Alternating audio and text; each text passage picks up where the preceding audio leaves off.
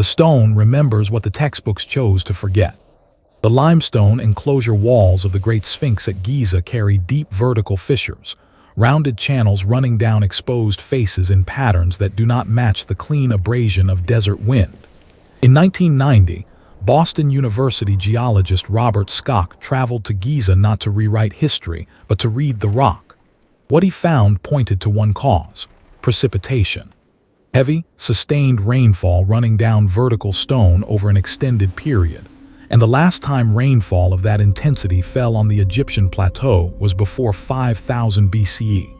Schoch published his analysis and proposed a construction window stretching back to between 7000 and 10,000 BCE.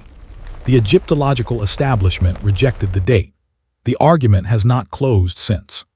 11 years later, British geologist Colin Reeder arrived at the same enclosure walls through independent geomorphological analysis, publishing his findings in the peer-reviewed journal Archaeology. Reeder's timeline is more conservative than Schoch's. He does not reach back to 7000 BCE. But his conclusion from the same erosion evidence is structurally identical. The Sphinx enclosure shows weathering that predates the 4th Dynasty. In his 2002 paper, Giza Before the 4th Dynasty, Reeder argues the monument was already standing, already ancient, before Khufu broke ground on the first pyramid. Two geologists, working independently, examining the same limestone, both say the same thing. And there is something else, something quieter than geology. No inscription on the Sphinx identifies its builder. Not one. Decades of excavation around the monument have not produced a single line of carved text naming Khafre or anyone else as its author. The attribution to the 4th Dynasty pharaoh rests entirely on context, a proximity to his pyramid complex, alignment with his mortuary architecture, the assumption that it fits. Remove the assumption, and what remains is a lion-bodied guardian standing in the desert with no confirmed name on its chest, carrying erosion that specialists argue belongs to an older chapter of the plateau. That is the first crack. Not proof of a different date. A crack. And once it opens, a second question moves through it. What if the lion form did not originate in a single Egyptian moment? What if the deeper Nile Valley already held older traditions of royal lions, sacred animals, and power carved into stone? And what if those traditions were alive not only at Giza but 1,500 kilometers south, in a civilization that Western scholarship spent a century refusing to see clearly? Now the map moves south.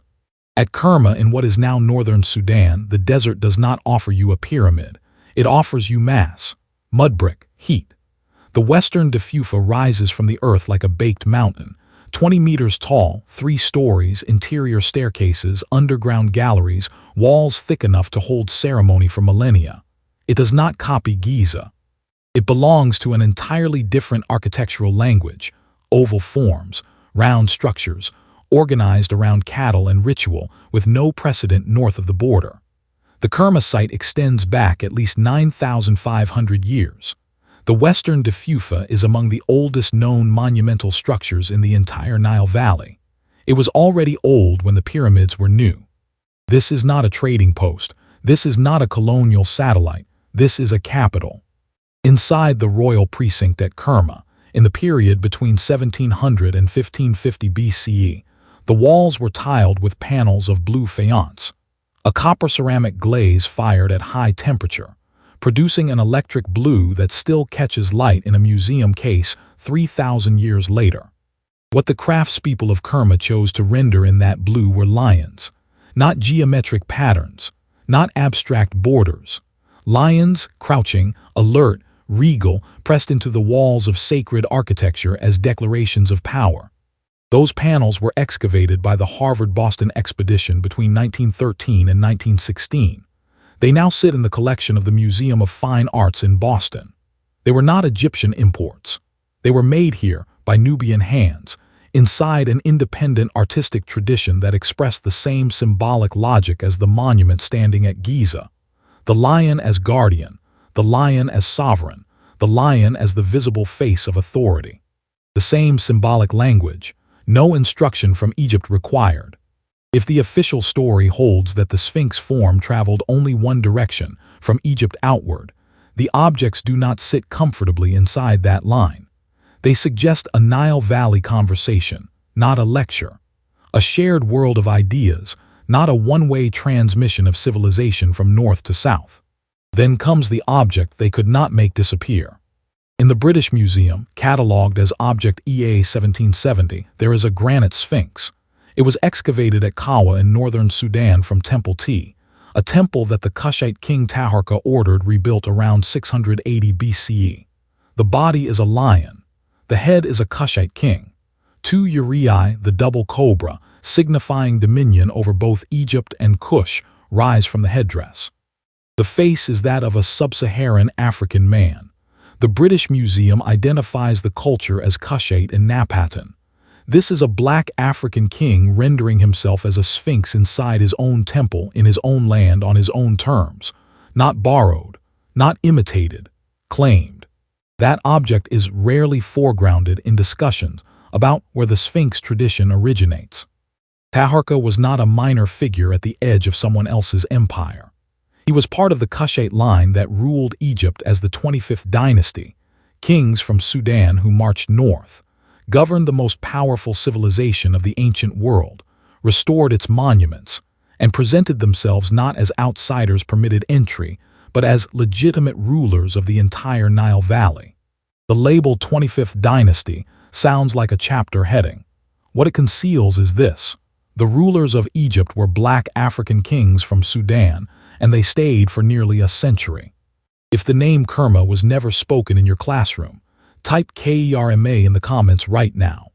In January 2003, Swiss archaeologist Charles Bonnet and his team were excavating near a New Kingdom structure at Dukki Gel, just north of Kerma, when the pit opened into something else. 40 fragments of black granite, buried with deliberate care. The pieces had been broken at the heads and at the legs, systematically dismembered but protected. When the fragments were assembled, they revealed 7 monumental standing statues of Kushite kings.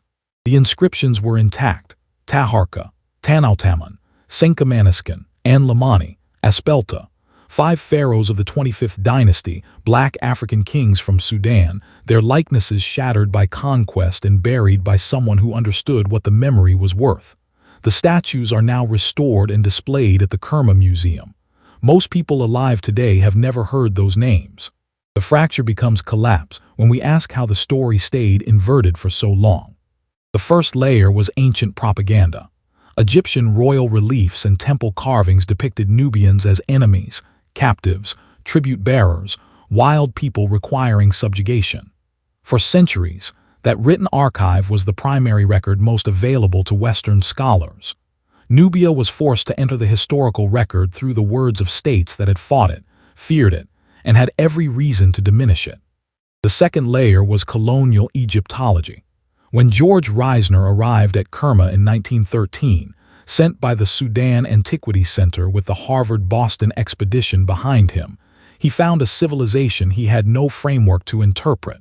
Elaborate tombs, beautifully carved stone, objects of extraordinary craftsmanship, and in his field notes, then in his published conclusions, he made a determination that would shape Western understanding of Nubia for the next 50 years.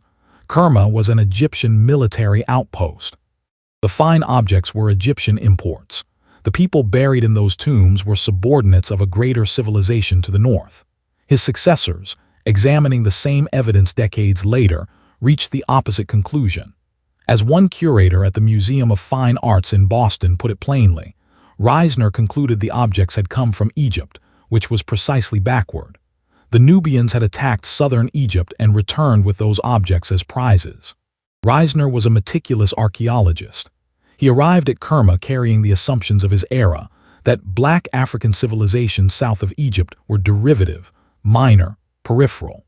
Those assumptions happened to align with the Egyptian sources he was using as his baseline, because those sources were propaganda. Temple reliefs commissioned by pharaohs like Thutmose III that depicted Nubians as animals requiring conquest. Reisner trusted the accounts of a civilization describing its rival, and produced conclusions that reinforced 3,000-year-old imperial mythology. Those conclusions became the foundation of Western Egyptology's understanding of Black Africa's ancient past. Think about what that does. A civilization builds. Another civilization writes hostile accounts of it. Centuries later, European scholars arrive with the hostile accounts in one hand and racial assumptions in the other.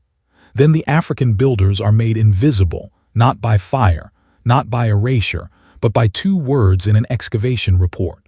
Egyptian outpost. With that label, Kerma's architects become workers in someone else's story. Its rulers become shadows. Its monuments become footnotes. And every student after that inherits a map where the Nile flows north, but civilization somehow flows only southward from Egypt. Never the other direction, never from the cities that predate the pyramids. There is a child somewhere staring at a school diagram of the ancient world. The pyramids are there. The Sphinx is there, golden, enormous, as if it arrived fully explained. Below Egypt, the map fades into unmarked color. Maybe the word Nubia appears once, printed small, like a place you pass through on the way to something that matters. That child is never shown the blue lion panels, never told the name Taharqa, never asked what it means that a Kushite king rendered himself as a sphinx in granite inside his own temple. The lesson ends before Sudan. It always ends before Sudan. That is not an accident of curriculum. It is the product of specific choices made by specific institutions at specific moments in history, choices about what would be remembered and what would not. Return to the record. The ancient world itself preserved a different memory. Diodorus Siculus, writing around 60 BCE in his Bibliotheca Historica, devoted an entire chapter to what he called the Ethiopians, the Kushites of Meroe. He wrote that they were, as historians related, the first of all men, and that Egypt itself had been settled as a colony from that southern land.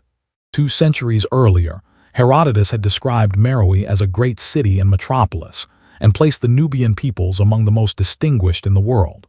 These are not sacred texts. These are secular ancient sources, foundational texts of classical historiography. The ancient Mediterranean world did not imagine Nubia as a blank space beneath Egypt. That imagination came later, and it came from people with reasons to produce it. Bonnet's decades of excavation at Kerma and Dukki Gel confirmed what those Greek historians were gesturing toward. A distinctively indigenous Nubian civilization, architecturally sovereign, symbolically independent, and politically powerful enough to march north and hold Egypt for 3 generations. The Kerma lion inlays were not borrowed from Giza. The Sphinx of Taharqa was not an imitation of an Egyptian form. The shattered kings of Dukki Gel were not shadows in someone else's history.